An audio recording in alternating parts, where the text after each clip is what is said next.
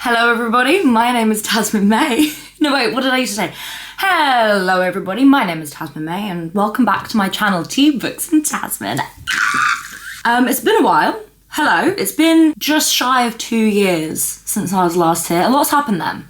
So before I get back to regularly scheduled bookish content, I thought I'd do a little update on me. I'm gonna do some like life updates, and also then I want to tell you about some new releases that have come out by some wonderful, wonderful friends of mine. First things first, the most important thing that I want to get out the gate is, hi, I've come out as non-binary. My pronouns are they, them. If that's a problem with you, you can fuck off. If you don't like queer people, trans people, non-binary people, bye. Goodbye! Another big thing that's happened in the last couple of years is that I realised I have ADHD, which is hilarious because you guys probably knew before I did, I think. I haven't got a diagnosis. I haven't even started to get a diagnosis. I don't feel like that's something that I need, but I will get at some point because, neurotypical people don't care about self-diagnosis, whereas within the neurodivergent community, a self-diagnosis is pretty respected, because if you're not diagnosed as a child, with adults being like, oh, you have a problem, getting an official diagnosis starts by self-diagnosing yourself first. But here in the UK at least, you can get like government benefits, more workplace security, etc.,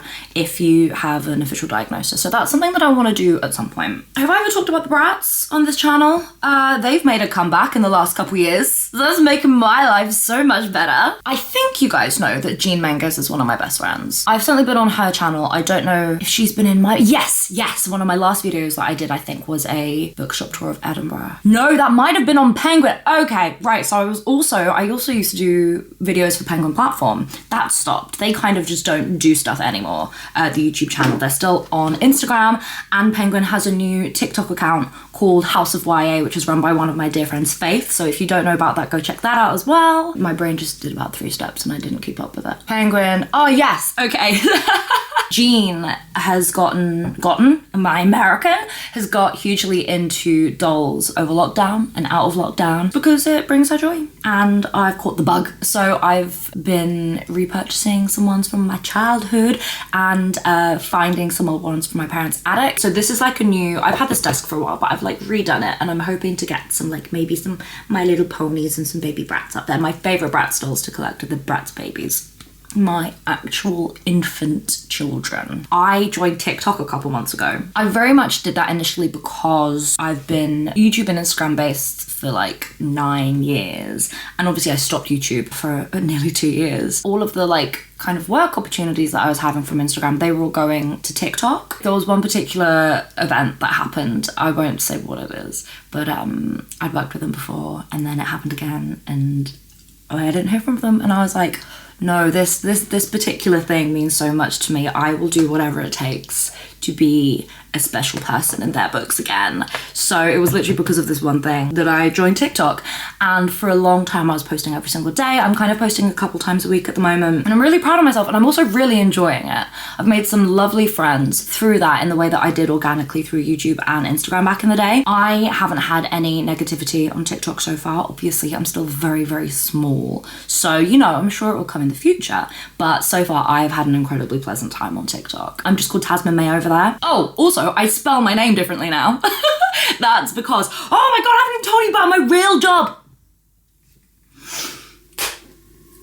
So I'm like a professional actor now, which is pretty freaking cool, I think.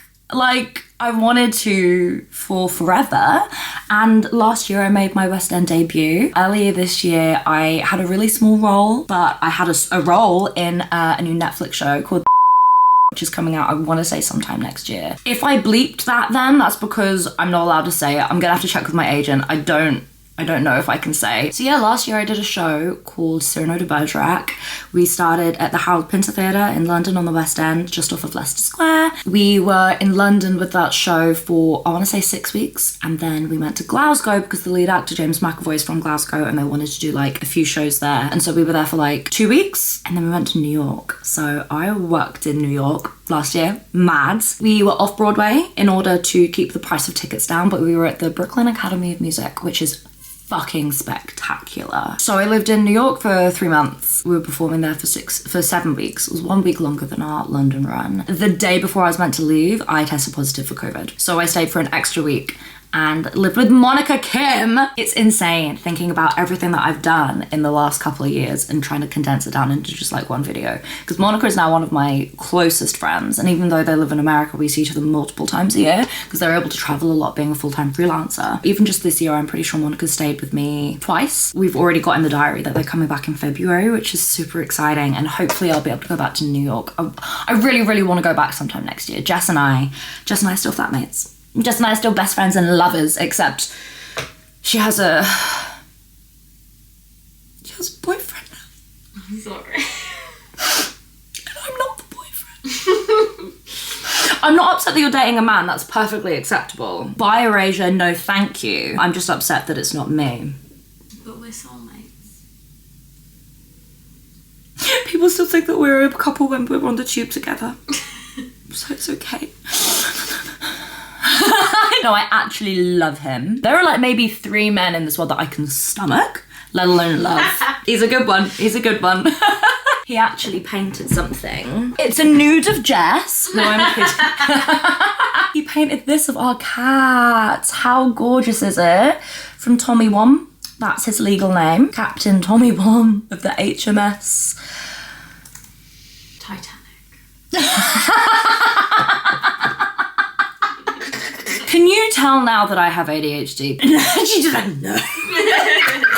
Since I've realised I'm like trying to mask less, and so the kind of flitting of my brain from one thing to another, basically someone's like, Tasmyn, stop it.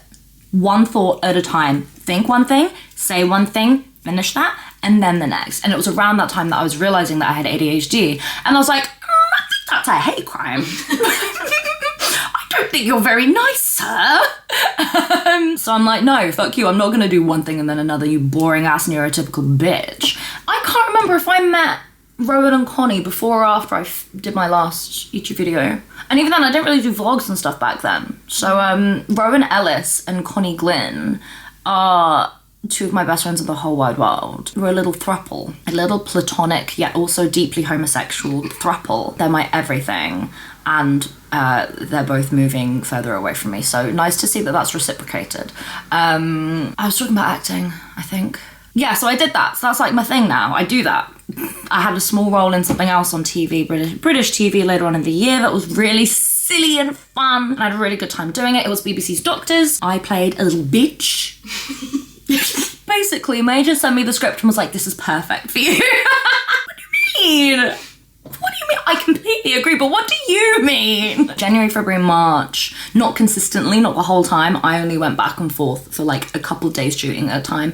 But I filmed a Netflix show that I'm just gonna keep on calling it the Netflix show. That was the biggest job that I've had for screen in terms of scale. Very, very small sliver on my part, but it was really wonderful because I think it was quite like low pressure. All right, let's talk about some other stuff.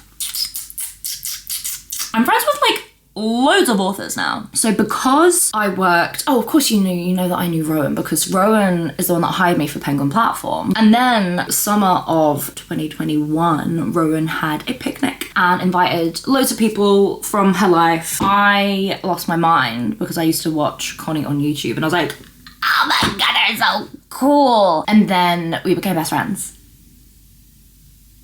So the 3 of us like a little family, like Connie obviously is a very, very successful author and introduced me to Katie Weber, who is a children's and YA author. And on the first ever preview of Cyrano, Katie came to watch it. And Katie brought 2 friends with her who are also authors, and they are Anna James and Alvin Hamilton. I had read book 1 in the Pages & Co series by Anna James. So they came to see me in my West End debut, and they were waiting for me at stage door, and I came out with like a stack of books being like, hi, I hope you enjoyed the show. Could you sign all of these for me, please? And now they're like 2 of my just favorite humans ever.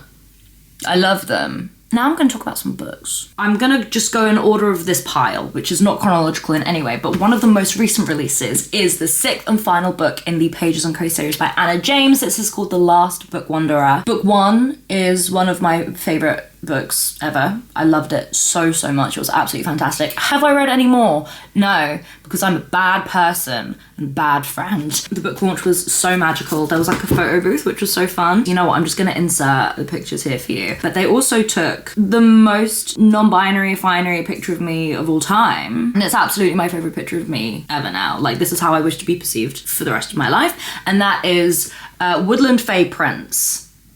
Thank you. An utter delight. As comforting as hot chocolate. I'm not going to read the blurb because I haven't really read book 1 and this is book 6. Book 1 follows a character called Tilly who realises that she and her family have the ability to read characters out of books, but she somehow also has the added ability to read herself into books, which nobody else in the family can do. And there's something else about like her mum that went missing when she was a little kid. Like, is that related to the magical powers? Who knows?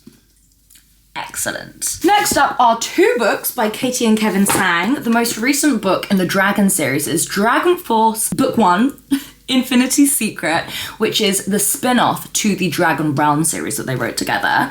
Look at this incredible Waterstones edition. Oh, I love them. Oh, I just love them so much. Here's the blurby blurb.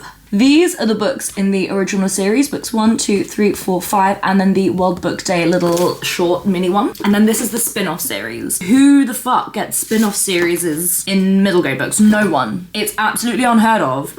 And then these guys came along and the rules have changed. Another book by them is the, I want to say 3rd book in the Space Blasters series. They have written and published 17 books together since 2018. Not only that, they've also created 2 entire humans. What do you mean? What do you mean?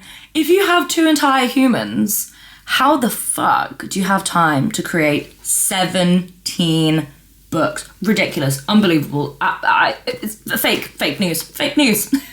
Here's the blurby blurb. And then another author that I've been introduced to through Katie is Kiran Millwood Hargrave, who is also an incredibly dear friend to me. Now, this is the first book in her new middle grade trilogy. It's the first series she's ever written. This is book 1 in the Geomancer series, and this is the blurb.